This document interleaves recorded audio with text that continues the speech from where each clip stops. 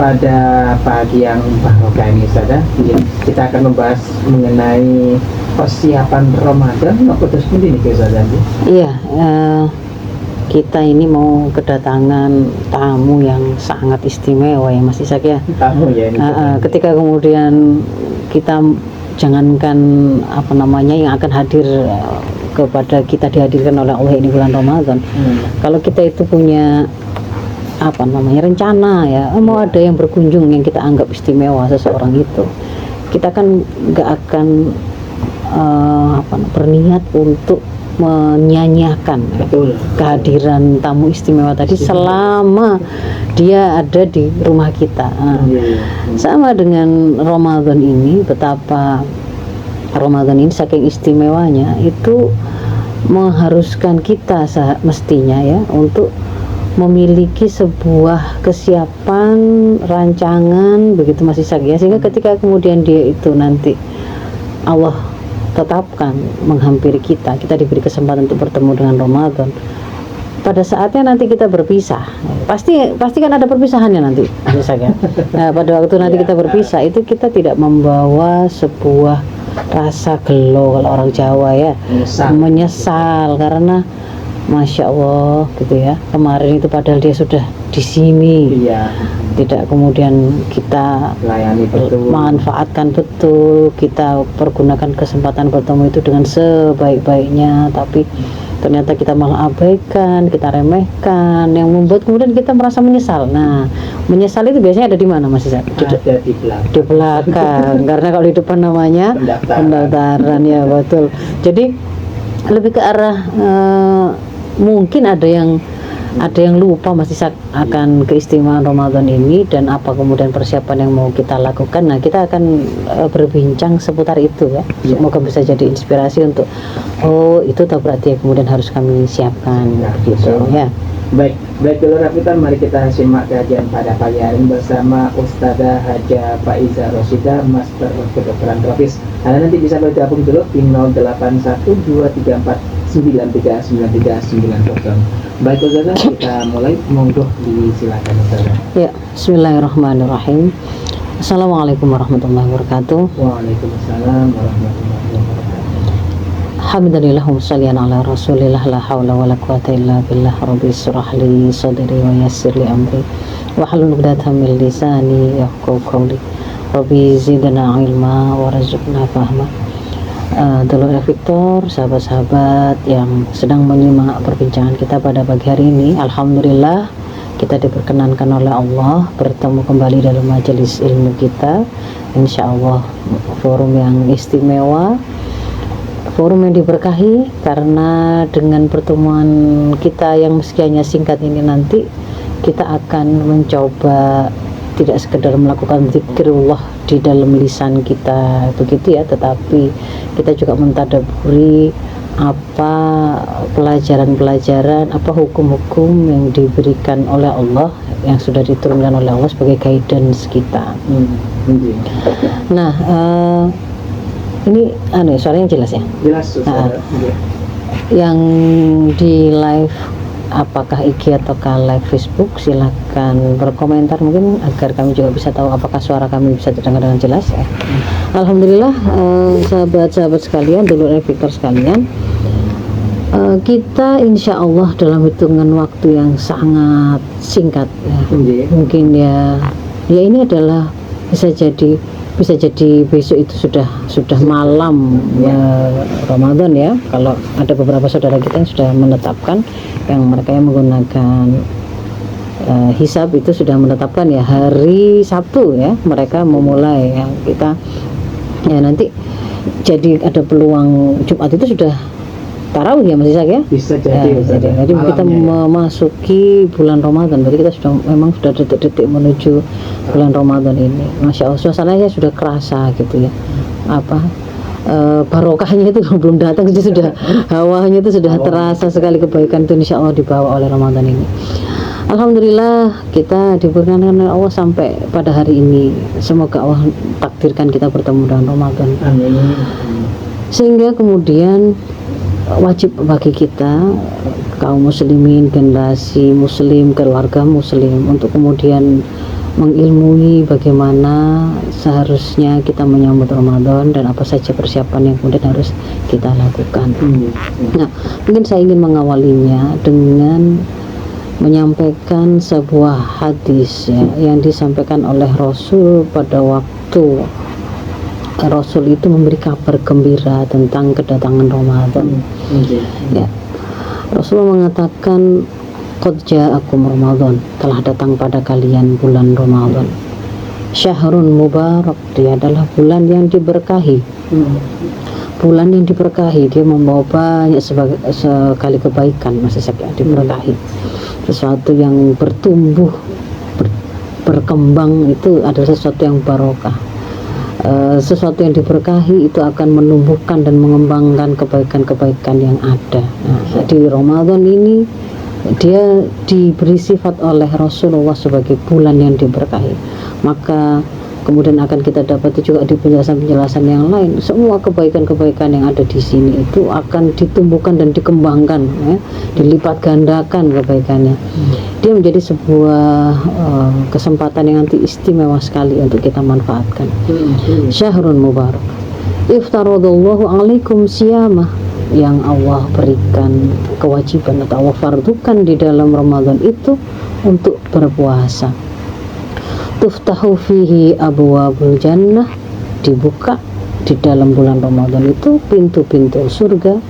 Wa tughlaqu fihi abwabul jahim, dan ditutup di bulan Ramadan itu pintu-pintu neraka. Wa tughullu fihi asyayatin, dan dibelenggu di dalam Ramadan itu setan-setan. Dikabarkan juga fihi lailatul khair min alfi syahrin, ada satu malam di dalam bulan Ramadan itu yang nilainya atau kebaikannya itu lebih baik, khairum, ya, dari 1000 bulan. Maka man hurima khairaha faqad hurima, barang siapa kok sampai terhalang dari kebaikannya, maka berarti sungguh ia terhalangi. Artinya di dalam pengkabaran yang disampaikan oleh Rasul di dalam hadis riwayat Ahmad ini, selain kita diberitahukan beberapa keistimewaan Ramadan, tapi kita juga diberi sebuah tuntutan, ya. Jangan sampai melewatkan keistimewaan itu. Jangan sampai jadi seseorang yang terhalang dari kebaikan yang diobral-obral itu. Karena kalau sampai seperti itu, maka sungguh ia benar-benar telah terhalangi. Itu kenemenan gitu kalau pakai bahasa kita masih sah. Ya. Jadi ketika kemudian kita mendapati penjelasan yang seperti ini disampaikan oleh Rasulullah seperti ini, tentu kemudian kita itu menjadi seseorang yang, wah, berarti kalau gitu ini memang benar-benar kita tidak boleh biasa gitu ya, tidak boleh apalagi main-main atau meremehkan. Lalu bentuk-bentuk keseriusan seperti apa yang kemudian harus kita lakukan untuk agar kita tidak jatuh ke dalam golongan orang-orang yang terhalangi mendapatkan kebaikannya, ya. Nah, kita harus menyiapkan diri, Mas Isa. Apa saja persiapan itu? Yang pertama tentu saja, ya, selama kita masih belum bertemu dengan Ramadan, kita itu dianjurkan untuk memperbanyak doa agar dipertemukan dengan Ramadan. Mulai kalau para salafus saleh itu sejak 6 bulan sebelum Ramadan itu sudah memperbanyak doa agar dipertemukan dengan Ramadan. Tetapi kita juga dianjurkan sejak Rajab itu ada, karena ini termasuk bulan-bulan yang istimewa, ya. Rajab, Sya'ban, Ramadan, ini rangkaian 3 bulan yang istimewa. Itu juga kita diajarkan banyak berdoa, Allahumma barik lana fi Rajaba wa Sya'bana, ya, wa ballighna Ramadan. Itu. Jadi itu perbanyak itu, karena kita tidak tahu pada mungkin beberapa detik sebelum ketemu Ramadan mungkin, atau kita tidak tahu begitu tentang masa depan masih saya. Apa memang kita itu dipertemukan oleh Allah dan Ramadan tahun ini atau tidak? Ya, kita selalu memohon kepada Allah agar diberi kesempatan bertemu dengan Ramadan ini. Itu, ya. Kemudian yang kedua, Mas Ishak, kami mengingatkan, semakin kita itu mau masuk ke Ramadan, itu bermakna batasan jatuh temponya utang-utang yang harus dibayar Mas Ishak ya. Maka segera lunasi itu semua utang-utang Ramadan, utang-utang puasa ini, terutama bagi para ibu-ibu, para gadis-gadis ya, para muslimah. Bayar utang-utang puasa yang masih ada. Boleh sampai akhir Sya'ban ya, tetapi kalau kemudian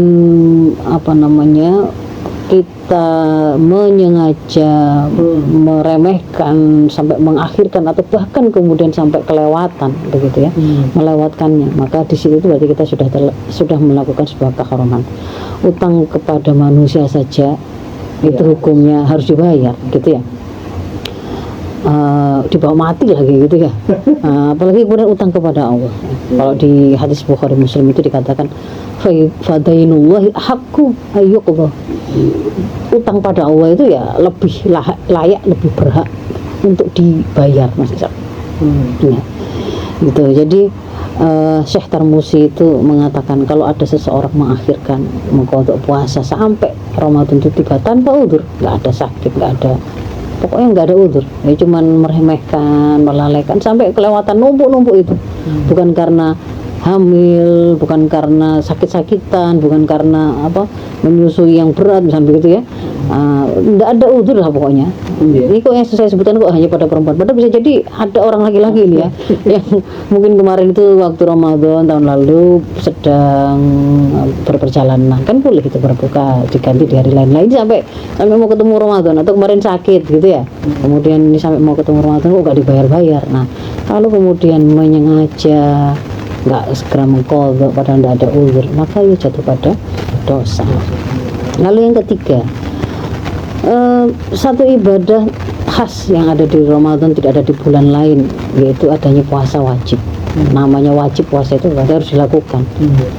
Nah, sebelum kemudian kita itu merasa ringan dan jadi mampu gitu ya, merasa terbiasa dan merasa ringan untuk melakukan puasa wajib selama 1 bulan penuh, Mas Ishak.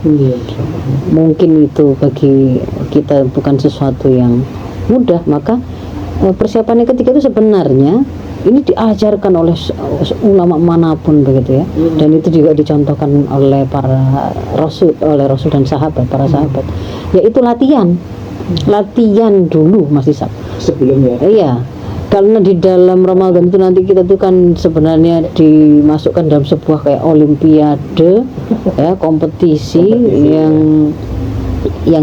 yang dimintanya itu kalau bisa itu dalam kondisi yang sangat prima dan memenangkannya gitu kan ya. Nah, kalau kemudian mau memenangkan olimpiade itu tanpa ada persiapan ya, tidak ada pemanasannya, tidak ada latihannya, mungkin kemudian ada peluang memperbesar kemungkinan kita itu mungkin nyerah di tengah jalan gitu ya. Maka memang diajarkan untuk banyak berlatih melakukan amal-amal kebaikan sebelumnya. Ya, puasanya diperbanyak, amal puasa sunnah Senin Kemis, atau kemudian sangat hampir tiap hari puasa juga nggak apa-apa begitu. Tapi kemudian seandainya itu tidak disanggupi, ya ambil misalkan yang paling minimal kan 3 hari dalam setiap bulannya gitu ya. Nah, itu dilakukan karena nanti Ramadan ada tarawih, ngadeg, terus sujud, tangi lagi ya, itu kan berkali-kali, mungkin butuh kan kayak olahraga gitu. butuh fisik yang lebih prima, boleh latihan, bangun malamnya juga kan emang nanti kalau kita malam-malam Ramadan kok nggak ada bangunnya gitu ya, baca Qur'annya, karena Sya'ban ini itu bahkan kemudian dijuluki sebagai Syahrul Qurra ya, bulannya para pembaca Quran, karena dia mau berlatih untuk nanti Ramadan. Nah, memang harusnya kemudian mulai bulan ini itu kita itu memperbanyak itu supaya meringankan diri, terbiasa dan merasa ringan melakukan kebaikan-kebaikan di Ramadan nanti. Karena sudah latihan, maksudnya sholat wajib dilengkapi dengan nawafilnya, qobliyah, ba'diyahnya. Pada waktu duha pagi hari ada kesunahan duha di sana mulai dibiasakan. Ada sholat ini malam, juga mulai bangun, ya kan, meskipun hanya 2 rakaat, salat malamnya lalu 3 rakaat witirnya, tapi nggak cuman bangun ke kamar mandi pipis tidur lagi ya. Jadi dilatih lah, meskipun hanya kalau kemudian sholat sunnah merasa berat untuk berdiri, gak apa-apa duduk. Misalkan dibutuhkan seperti itu latihannya, ya silahkan. Pokoknya berlatih supaya bisa menjadi sesuatu modal yang akhirnya membuat kita itu lebih siap begitu ya, nanti ketemu dengan amal-amal Ramadan. Yang berikutnya, Ramadan ini itu ada banyak sekali janji-janji Allah yang kemudian akan melipat gandakan kebaikan apapun yang dilakukan di situ. Kalau melakukan amal sunnah itu kan akan diganjar seperti melakukan kefarduan. Kalau melakukan kefarduan, maka dia setara dengan melakukan 70 kali lipatnya di bulan yang lain. Maka di sini ini ya bulan dikenal sebagai Syahrul Quran. Nanti kalau baca Quran nanti berarti itu ya di apa namanya, kalau persiapannya kan cuma latihannya tadi ya, termasuk mungkin ilmunya, cara membacanya gitu ya, menyiapkan programnya.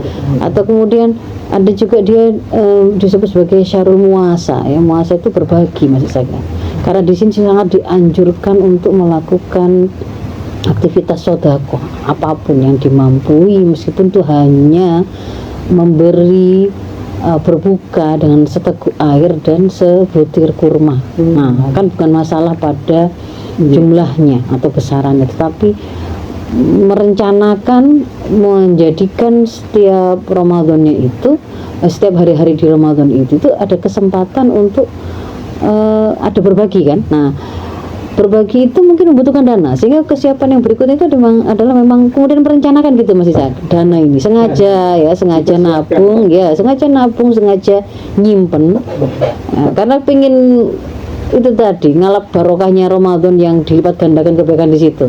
Kalau ngasih sedekah ke pengemis di luar Ramadan kan baik, tapi ketika dilakukan di Ramadan kan lebih baik lagi gitu ya.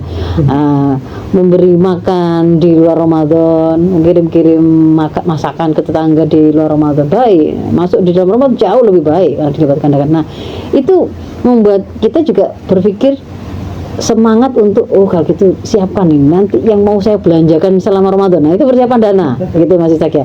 Dalam rangka bukan untuk persiapan dana itu terus buat sibuk shopping selama Ramadan ya. Shopping bukan maksudnya, kalau Ramadan pasti kan identik dengan makan harus enak, nanti habis itu beli baju, beli ini, beli di atas namakan Lebaran. Kapan-kapan nanti pada waktu menjelang Lebaran kita akan bahas itu ya, apakah yang berhari raya itu kemudian ditandai dengan baju yang baru, kan tidak ya. Nah, jadi yang dimaksudkan dengan mempersiapkan dana di sini ini adalah kaitannya dengan kita mau jadi orang yang lebih dermawan selama Ramadan, karena itu ditentukan oleh Rasul ya. Dalam hadis Bukhari Muslim itu dikatakan Rasul itu adalah orang yang paling dermawan. Enggak, di luar Ramadan itu sudah paling dermawan, tapi ketika kemudian ketemu Ramadan, beliau itu lebih lagi Ramadan, lebih lagi dermawannya. Nah gitu. Kemudian persiapan apa lagi? Persiapan fisik ya, persiapan fisik yaitu tadi mulai latihan tadi, tapi juga dilatih juga dengan, kalau yang punya sakit itu loh Mas Isan, yang begitu itu. Nah, ini juga mulai konsultasi lah gitu, yang punya diabetes gitu ya, mau Ramadan begitu, atau kalau nggak konsultasi ya cari-cari ilmu gimana supaya kemudian saya nanti itu bisa, fisik saya itu kuat untuk melaksanakan puasa yang ini nggak setiap hari ketemu gitu. Nah, itu disiapkan, jangan kemudian malah ngawur ya, menjelang mau Ramadan malah makan itu ngawur, sehingga pada waktu Ramadannya itu malah kumat semua itu penyakitnya itu. Ya, jadi ini bukan sekedar masalah fisik kita harus sehat, tetapi yang sakit-sakit pun harus bersiap sebaik mungkin mempersiapkan fisik mereka begitu. Nah, kemudian yang lain lagi bahwa supaya kemudian kita itu tidak kesasar, tidak meremehkan Ramadan, tidak keliru-keliru melakukan amal-amal selama Ramadan. Amal itu dituntun oleh ilmu, Mas Isa. Sehingga apa? Persiapan yang hari ini harus kita lakukan itu mengilmui semua amal-amal ibadah yang akan kita lakukan di Ramadan. Meskipun kita itu sudah bertahun puasa, gitu ya. Merefresh ilmu kita, pengetahuan kita tentang apa saja yang membatalkan puasa, apa saja yang merusak puasa, yang merusak pahalanya, yang membuatnya menjadi sia-sia. Itu masih perlu mengilmui keistimewaan Ramadan itu apa gitu, itu juga perlu supaya masih terus tertancap pada diri kita itu bahwa ini tuh memang bukan bulan biasa gitu. Bagi mereka yang nggak mengilmui, nggak ngerti, memang akan rasanya sama saja, malah kayaknya dianggap sengsara. Ramadan datang lagi. Kalau ada orang kemudian mendengar Ramadan mau datang, dia itu malah merasa jengkel, karena itu pasti orang yang nggak suka kebaikan tapi suka maksiat. Mungkin yang biasanya mudah menemukan tempat-tempat untuk maksiat pada waktu Ramadan ini, karena vibesnya itu orang pengen taat gitu kan. Mata-mata di tengah-tengah masyarakat itu kan masing-masing pengen sama-sama menjaga gitu kan ya.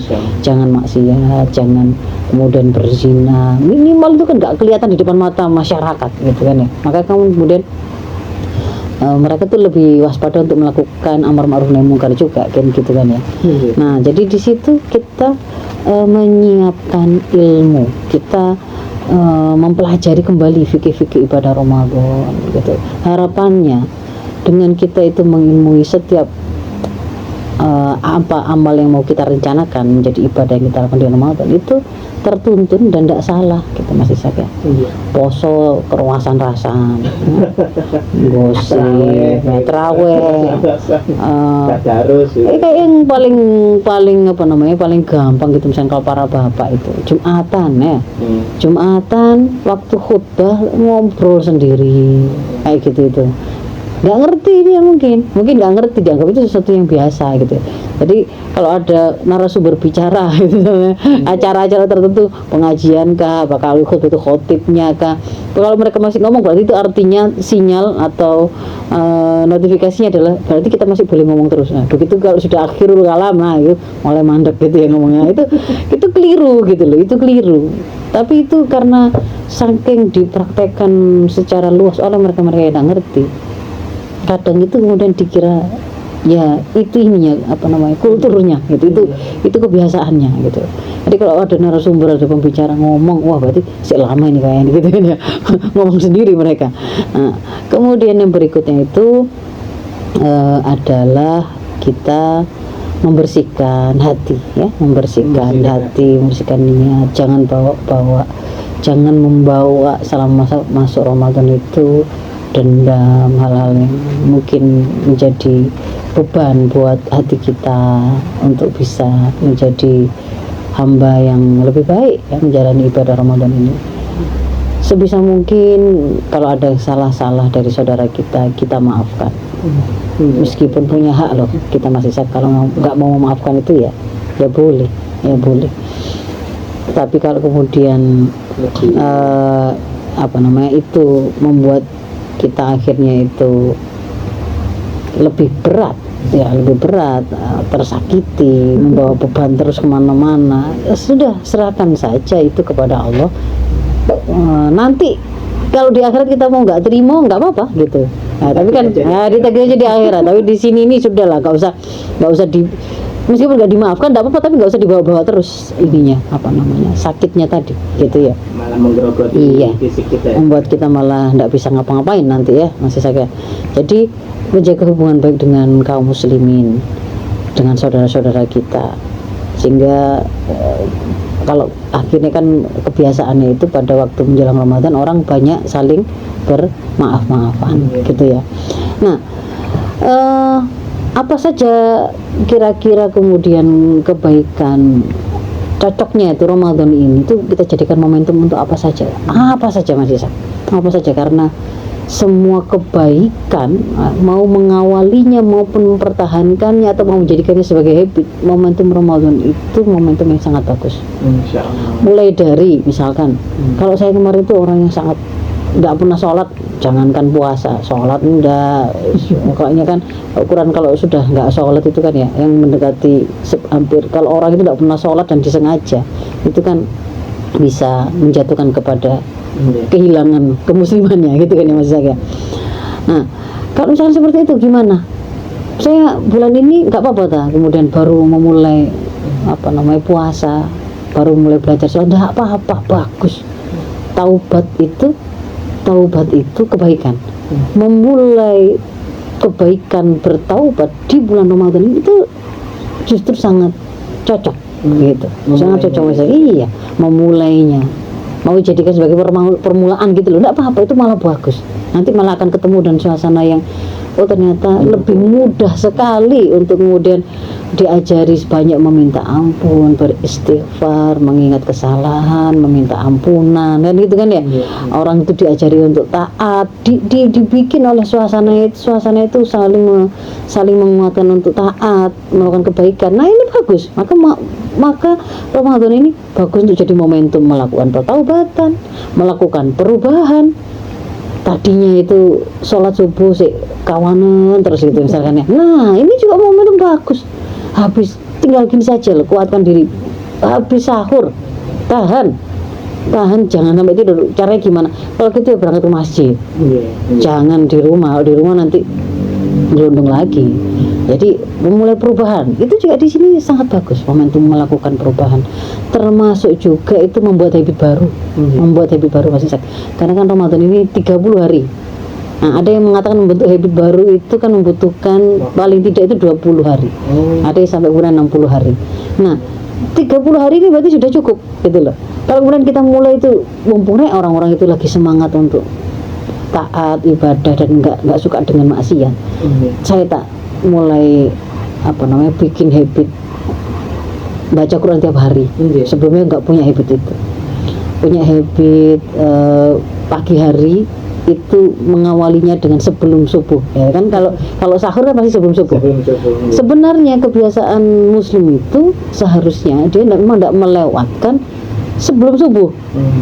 Ada sunnah fajar itu, qobliyah subuh itu yang kalau dia melakukannya itu lebih baik dari dunia dan seisinya.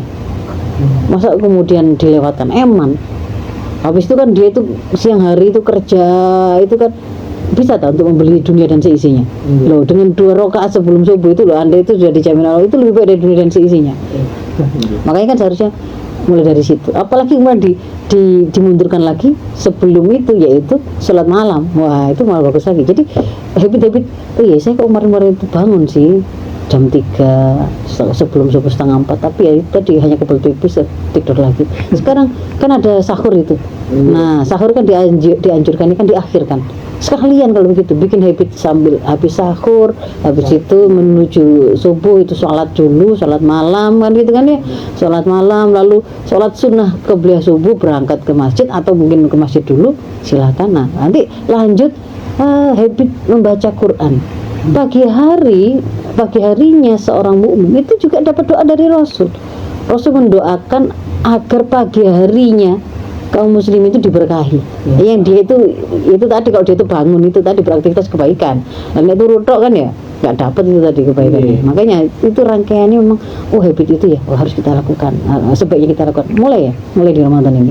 Nanti itu akan dilakukan selama 30 hari kan. Lumayan sudah dapat. Nanti setelah Ramadan mau ninggalkan itu eman sudah terbentuk. Sudah terbentuk jadi habit. Jadi bentuk habit baru juga sesuatu yang bagus dilakukan di Ramadan ini. Kemudian mau mengokohkan kepribadian Islam kita maupun anak-anak kita. Dalam hal apa? Kan saya sering menerangkan kepribadian Islam anak kita itu atau kita ini terbentuk dari pertama itu kan akidah dulu sebagai landasannya. Akidah kesadaran ya. Akidah itu apa sih maksudnya? Keyakinan kita kepada Allah bahwa kita itu hambanya. Ya, bahwa kita itu diciptakan, ada misi penciptaannya untuk beribadah kepadanya dengan cara menjalankan seluruh amal kita, seluruh aspek kehidupan kita sesuai dengan tuntunan Allah. Nah di situ kan membentuk kita itu memiliki sebuah pola pikir. Saya berarti kan kalau mau melakukan apapun, mau menilai apapun, harus bertanya kepada tuntunan Islam, pertimbangkan halal haram. Itu yang dikatakan sebagai memiliki pola pikir Islami. Dari pola pikir Islami itu kan nanti kemudian akan membentuk pemahaman Islami. Nah pemahaman Islami itu kalau kemudian kita pakai untuk mengikat hawa nafsu kita, pada waktu itu saya mau makan gitu ya, misalkan oh makan, kalau tuntunan Islam saya kan harus nanya, oh tuntunannya adalah harus yang halal, yang thayyib, jangan berlebihan, ada adab-adabnya, diilmui, terbentuk kan pemahaman ini. Ketika kemudian itu dipakai untuk mengikat pada waktu dia butuh makan, maka terbentuklah di situ pola sikap yang Islami. Nah pola pikir dan pola sikap yang Islami membentuk kepribadian Islami. Itu kalau kemudian dilakukan terus Mas Ishak selama Ramadan ini, gitu ya, sakofahnya diinstal, ditambah pemahamannya, karena di sini ada banyak sekali majelis-majelis ilmu nanti diobrol di sini banyak sekali. Silakan nyari saja itu, online saja, offline juga banyak. Nah tinggal milih kita butuh untuk amal yang mana. Nah itu dari sisi sakofah, dari sisi pengetahuan kita install di sini kan, momentum yang tepat. Dari sisi keimanan kita ini juga menjadi sesuatu yang sangat pas untuk menjadi momentum untuk menguatkan keimanan. Kenapa? Karena ingat, puasa itu kan dikatakan oleh Allah, kalau amal ibadah yang lain hambaku itu untuk dia, tapi kalau puasa itu untukku. Untukku kenapa? Karena orang itu sampai dia tetap bertahan melakukan puasa itu pasti memang hanya karena Allah. Kalau bukan karena Allah kan begitu ya, mungkin dia hanya bisa pura-pura puasa, ya kan, pura-pura lemes, pura-pura dari tadi nggak makan, pura-pura, tapi hakikatnya dia sedang puasa atau tidak?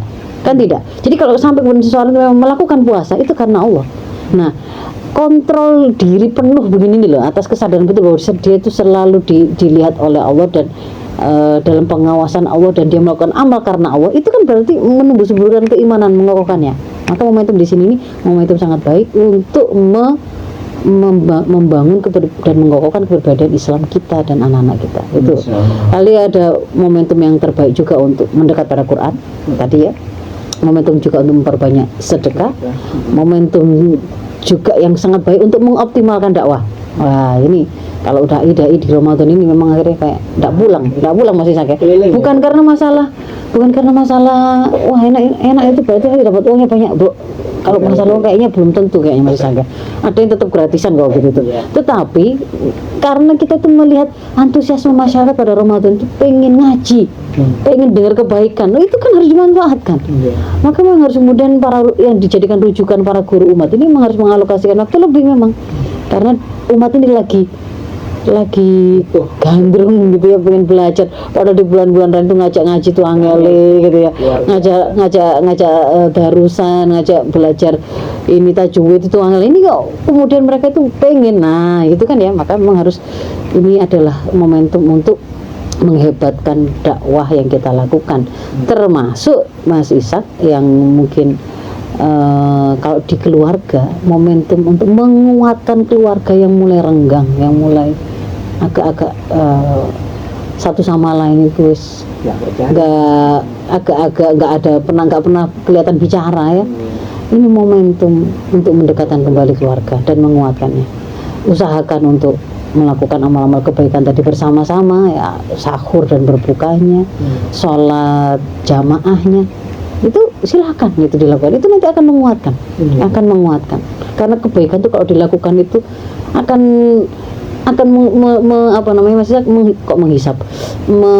menyedot ya, akan membawa kepada terjadi menarik kebaikan-kebaikan yang lain, Mas Isa. Pokoknya mulai saja dulu, sanggupnya masih sahurnya yang bersama-sama dan buka ya nggak apa-apa. Jadi jangan sibuk berbuka dengan orang lain di rumah, nggak pernah gitu ya. Termasuk adalah yang lain lagi, program apa yang bisa kita lakukan di Ramadan ini adalah melejitkan kepemimpinan di tengah masyarakat. Artinya gimana? Melejitkan kepemimpinan di tengah masyarakat ini ya, terutama sekali kalau para bapak ya ke tengah-tengah masyarakat, kalau para ibu ya di kalangan para ibu-ibunya ya, karena pada saat itu kan kita punya kesempatan banyak sekali bertemu dengan masyarakat juga ya Mas Ishak ya. Nah untuk kemudian bisa menjadi orang yang diposisikan itu lebih dan memimpin, dipercaya, itu memang mengharuskan, tentu saja kita harus memenuhi profil yang bisa dipercaya, diteladani oleh masyarakat. Nah, dalam hal ini kan berarti kita itu harus menjadi orang yang lebih dari masyarakat pada umumnya. Lebih apa ya? Lebih soleh, lebih baik, lebih terpercaya. Ada pepatah Arab itu kan mengatakan orang yang dia itu memiliki kelebihan gitu ya, orang lain itu akan mengikuti. Jadi lazimnya orang itu akan mengikuti mereka yang dianggap memiliki kelebihan. Nah, dalam hal ini tentu saja bukan kelebihan lebih cantik, kan itu gak akan membuat pengaruh pada kepemimpinan, tetapi kan kelebihan ilmu. Kenapa? Ketika orang itu punya masalah, dia bingung bagaimana menyelesaikannya. Kalau orang yang punya kelebihan ilmu, dia bisa ditanya dan dia memberi solusi, kan gitu kan ya. Ketika seorang itu bingung antara ini ada kabar buruk begini, siapa yang kemudian layak saya dengarkan? Ketika profil kita adalah orang yang terpercaya, gitu kan ya, terpercaya di tengah-tengah masyarakat, maka dia akan didengar. Kalau yang ini yang bicara, dia memang terpercaya. Kalau yang itu mungkin bujui, tapi kalau ini, nah kayak gitu itu kan membuat kita, berarti memang kita harus satu sisi memperbaiki kualitas diri, melayakkan diri, sembari kemudian memperbanyak interaksi di tengah masyarakat. Itu tanpa kita sadari sebenarnya akan terbentuk penguatan kepemimpinan gitu. Yang terakhir, Mas Ishak, Ramadan ini juga kesempatan yang sangat bagus untuk membersamai Ananda, memperkenalkan syariah ya, membersamai mereka terbiasa melakukan ibadah. Maka buatlah programnya, jangan sampai disia-siakan. Gimana supaya kemudian dia itu terbiasa dengan nanti itu ya, melakukan kebaikan-kebaikan, amal-amal ibadah yang kayak pokoknya di Ramadan itu. Nah, gimana? Yang pertama, ini termasuk strategi atau model membersamai anak-anak selama Ramadan ya, Mas Ishak. Yang pertama itu bisa mulai dari sekarang. Itu adalah soundingkan apa, ceritakan. Doktrin. Enggak, ajak ngomong, ceritani, bacakan kepada anak kita itu tentang keistimewaan dan keutamaan Ramadan. Nah, ini habis ini nanti mungkin mulai hari Sabtu itu kita sudah mulai masuk bulan Ramadan. Ramadan itu gimana? Masya Allah, di situ kalau adik itu biasanya itu melakukan sholat, bantu ngambil ini tisu gitu misalkan, disuruh melakukan ngambil itu, tutup pintu, matikan kran, itu nilainya itu sebagai kayak gitu digambarkan ya dengan amal-amal dia gitu loh ya, amal-amal dia. Dia itu ngingetin misalkan, loh kok Mbak kok sholatnya kok pagi tadi masih kesiangan subuhnya. Itu kan mengingatkan gitu. Kalau itu dilakukan di Ramadan itu dilipat gandakan. Kalau yang fardu itu 7 kali lipat, 10 kali lipatnya. Kalau itu sunnah seperti fardu kayak gitu ya, diterangkan. Terus enaknya juga Ramadan itu kalau malam, kalau sebelum subuh kita ada sahur. Nah, sahur itu banyak berkahnya. Diceritakan dengan bahasa yang bisa mereka kenali tentang menyenangkannya Ramadan. Itu untuk apa sih? Supaya memunculkan kerinduan, senang. Wah, enak nanti di situ. Kalau malam habis tarawih bolehlah nanti kembang apian. Nah, kayak gitu juga nggak apa-apa, gitu ya. Nanti bisa ke masjid, ada berbuka bersama, makan takjil, ada tarawih, ketemu sama teman-teman banyak. Nah, kayak gitu digambarkan ya. Lalu, jadi yang kedua itu termasuk itu, memunculkan nuansa kegembiraan, kerinduan, semangat untuk mengisi Ramadan dengan optimal. Lalu berikutnya ibu-ibu bikin target, bikin program ya, direncanakan gitu loh. Nanti selama Ramadan, ayo kita selesaikan baca Iqra. Kalau dia Iqra gitu ya, kalau Quran ya Quran, kan disesuaikan dengan anaknya lah. Kalau ini hafalan hadis, kita habiskan buku menghafal hadis untuk anak ini ya, 100 hadis bisa diceritakan kayak gitu ya. Bikin target apa yang mau ingin diraih selama Ramadan, lalu bikin programnya, lalu ajak mulai sekarang itu dibiasakan untuk beribadah. Memang ya dibiasakan. Coba ditambah nak, masa nanti Ramadan langsung mau ngaji, kalau sekarang nggak pernah ngaji, ayo sedikit masih pernahnya 2 baris 3 baris misalnya gitu ya, mulai sekarang. Dan kalau kemudian kaitannya dengan puasa itu juga harus difahami. Kalau anak itu masih belum umurnya balik, statusnya itu dia belum terkena hukumnya. Jangan pakai pendekatan seolah-olah dia itu kalau nggak puasa dosa. Statusnya dia itu adalah berlatih membiasakan diri supaya pada saatnya dia itu mukallaf, dia ringan melakukannya, dia siap melakukannya. Sehingga justru tugas orang tua itu membantu bagaimana mensuasanakan, menyiapkan hal-hal yang dibutuhkan agar pada saat dia melakukan puasa itu bisa optimal. Misalkan sahurnya supaya dia bisa sahur semangat, nanti pengen sahurnya apa kayak gitu, bukanya apa. Terus kemudian kalau puasa itu dia ndak kuat sampai maghrib, sampaikan apa adanya hukum syara itu supaya dia tuh ngerti ini berarti belum berpuasa sebenarnya. Tapi kalau kakak itu kuat sampai maghrib, nah itu berarti berpuasa. Tapi kalau misalnya kakak ndak kuat, ndak apa-apa, ndak kuatnya di zuhur sudah ndak kuat, ndak apa-apa, kita break dulu, makan untuk lebih kuat lagi sampai ke maghrib. Nah, tapi tidak menyebutkan puasa zuhur, puasa asar, ndak ada, karena ndak ada puasa konsep puasa duha, puasa zuhur, puasa kan nggak ada. Puasa ya dari subuh sampai maghrib, maka itu disampaikan konsepnya seperti itu. Saya kok boleh makan pagi, bangun tidur baru disuruh makan lalu dibilang ini kayak sahurnya, ini bukan sahur tapi ini supaya nanti kuat gitu kan ya. Nah itu disampaikan.